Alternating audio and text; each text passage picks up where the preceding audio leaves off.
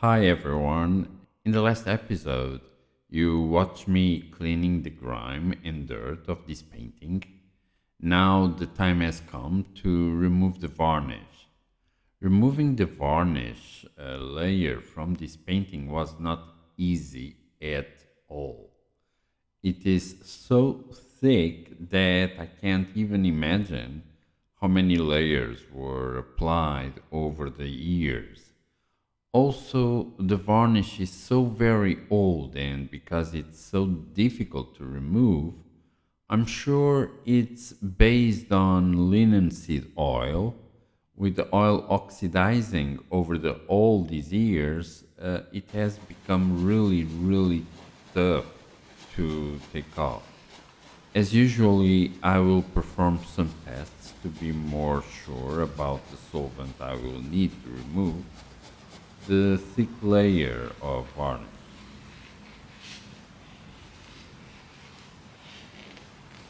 But let's start this process from the beginning. I already cleaned the painting, so a lot of grime did came out, and now I can advance to the varnish removal. And for these, I will apply two techniques. For those big areas, I will apply the tissue gel technique. And for more specific areas of the models, I will apply a free gel. It will allow me to see better the progress of the varnish removal. But before I start that step, I would like to explain you something. So I have here several spots. Here we can notice that there are places where the paint looks now with some spots. This is called crazing. Crazing is something that occurs when, for example, in this case, the cleaning solution that I did use did interfere somehow with the varnish layer. So when this happens, sometimes we get this effect after. But there is no worries, there is no problem, because now when I remove the varnish, these spots, these gray areas will also disappear with the varnish because they are in the varnish. And although the artist painted this painting with tones of colors all in the same palette, I think that when I remove the varnish, there will be some difference. So let's see how it goes. So we have here the painting and it's already clean out of the grime. So let's see how it gets when I remove the varnish.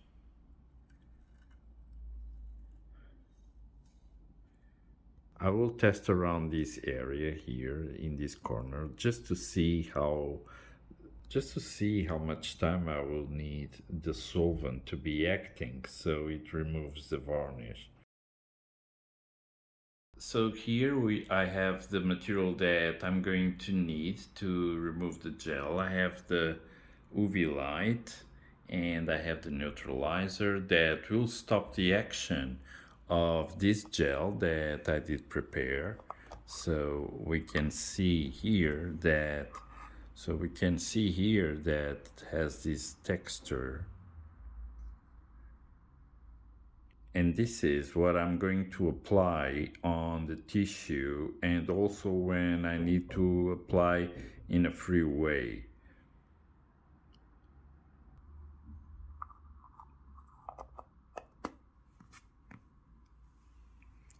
I have here the clock that I need to control the time of action and the material all I need.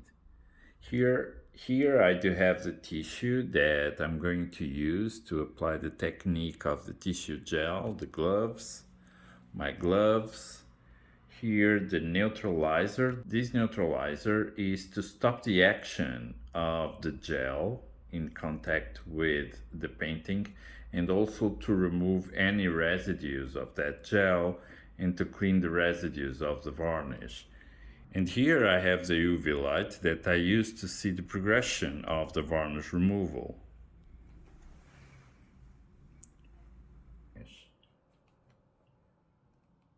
So I'm going to test here right in the corner that we do have this green reflection, just to see how much time do I need to keep the solvent in contact so it's enough to remove the varnish. Apply the gel in this small square.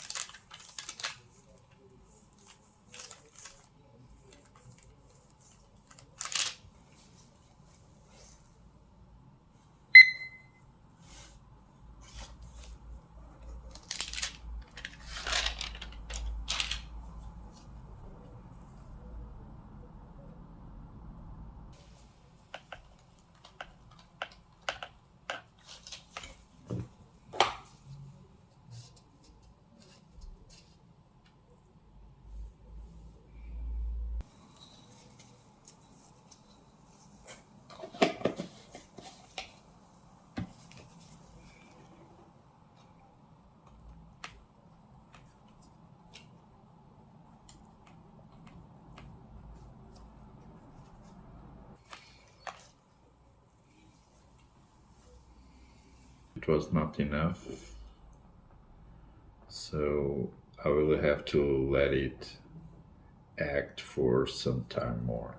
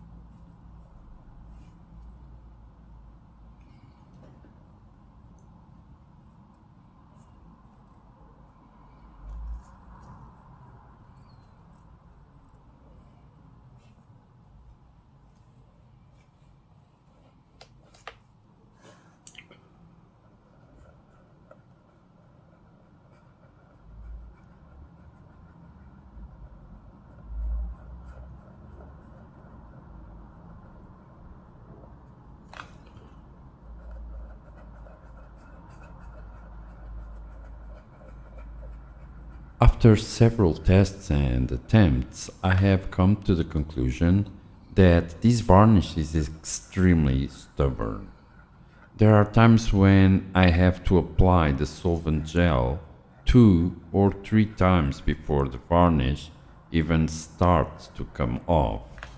Some antique resins, like mastic resin, are also very difficult to remove.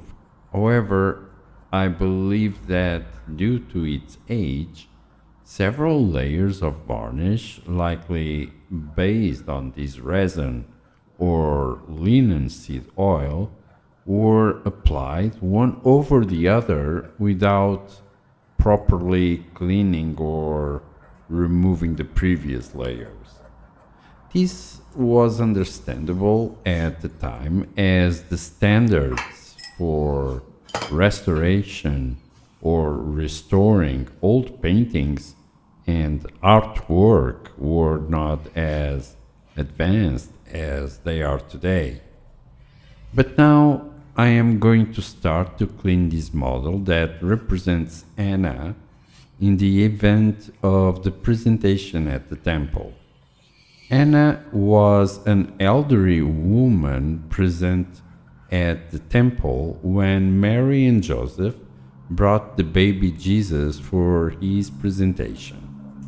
Described in historical texts as a prophetess from the tribe of Asher, she had spent decades in the temple dedicating her life to prayer and reflection.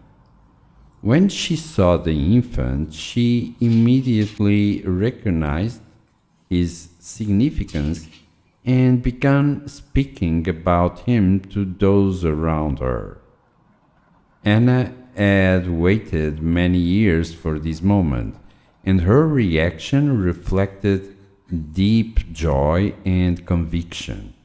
Her story is one of patience and dedication. Despite the passing of time, she remained committed to her beliefs and purpose. Her presence at the temple at the day highlights the role of wisdom and experience in recognizing important moments in history. Anna's story reminds us of the impact that perseverance and dedication can have. She was among the first to acknowledge the importance of this child, and through her words, she shared the realization with others.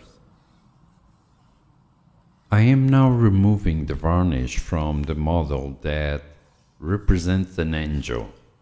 I believe the artist who painted this scene wanted to add deeper meaning to the message he was conveying. To do so, he included an angel behind the main characters. In this particular painting, the presence of the angel can have several interpretations. It can be messenger of revelation. Angels often appear in biblical narratives to announce significant events.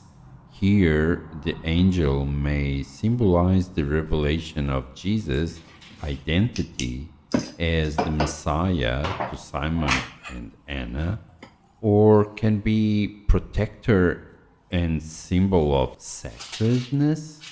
The angel could serve as a guardian figure watching over Jesus, Mary, and Joseph, emphasizing the holiness of the moment, or can be also a sign of fulfilled prophecy.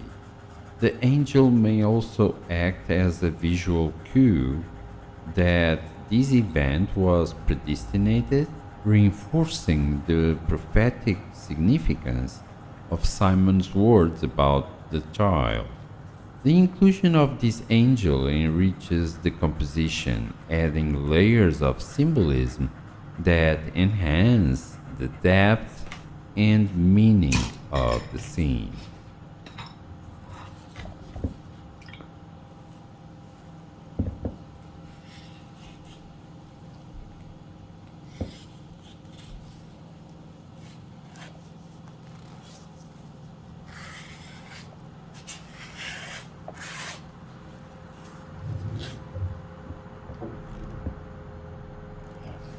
In the 17th century, master painters like Rembrandt and Rubens relied on natural varnishes made from tree resins to protect their paintings. These varnishes enhanced colors and added a luminous depth, making their paintings glow under the candlelight.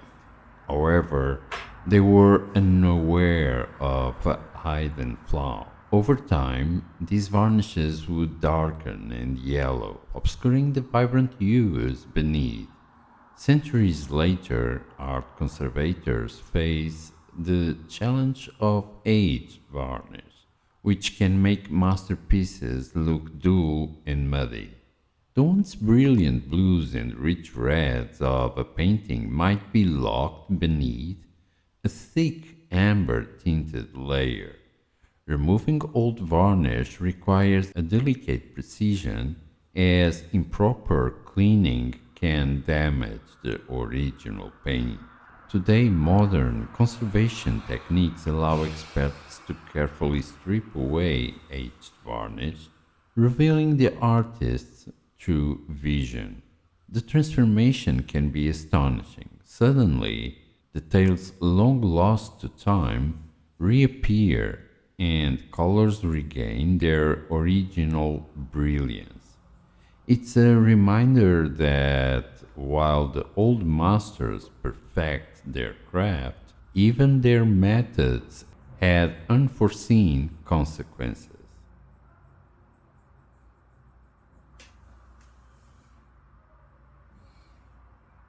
I told you at the beginning of this video that this painting has several heavy layers of varnish, and during my investigation with the UV light, I discovered an area that had been overpainted. I must confess that when even thought I know it's just overpaint, when I start cleaning or removing the varnish in that area, my heart races. Seeing that much paint coming off always makes me nervous. There's this constant fear: what if I am taking off more than just the overpaint? And this is a thought that comes a lot to my head. What if I am damaging the original artwork beneath? It's a strange paradox. I know it's not part of the original painting, yet I still hesitate, afraid that I might be going too far. But fortunately, every time I end up feeling relieved. As the cleaning progresses, I can confirm that it's indeed overpaint, not part of the authentic piece, and that moment of realization that I'm uncovering the true, untouched art beneath always brings a sense of satisfaction. Restoring a painting is not just a technical process, it's an emotional one. The balance between caution and confidence is what makes this work so fascinating. As I mentioned in the last episode, many artists have painted this theme and event. While researching in my books, I came across an interesting discovery. Peter Paul Rubens, the masterful painter from Antwerp, also depicted the presentation at the temple. His painting of this scene can be found in the Great Cathedral of Antwerp.